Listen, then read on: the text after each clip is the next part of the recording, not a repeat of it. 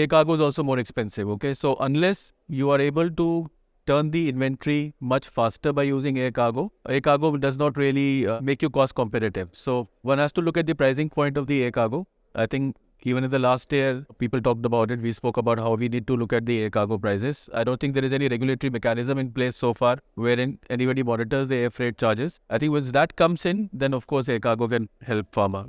Hello, I'm Zedal Dedia from Stat Media Group. With me is Dr. Ravi Prakash Mathur. He is the Vice President and Global Head of Logistics from Dr. Reddy's Laboratories. Hello, Ravi. Hello. The government's ambition is to increase Indian airspace to 10 million metric tons by 2030-31, and the current metric ton is 3.1 million. So, how can Indian stakeholders help make this mission a reality? What is your opinion? So that's a very interesting question and a very important one too. In addition to the dimension of tonnage that you mentioned, I would also like to bring to the discussion the dimension of the value. By 2030, there are some estimates that say that India will be a $7 trillion economy, not a $5 trillion economy as we have been talking. It will be a $7 trillion economy. Roughly around 20% of your total GDP comes from exports, which means the balance 75-80% comes from domestic produce. Okay, so which means by 2030, you would be having more than 5 trillion of your produce just traveling domestically. Now, as far as the logistics of that is concerned, which is 10 trillion of it will go by air, it's going to be much more than that. It's not going to be limited to 10 trillion, it's going to be much more. And then there is a problem. Okay, the problem is because this growth is coming from two places, from the supply side, which is going to be led by clusters, manufacturing clusters, special economic zones, logistics parks. And on the demand side is going to be coming from mega cities, is going to come from your B tier and 3 tier cities, also from your villages.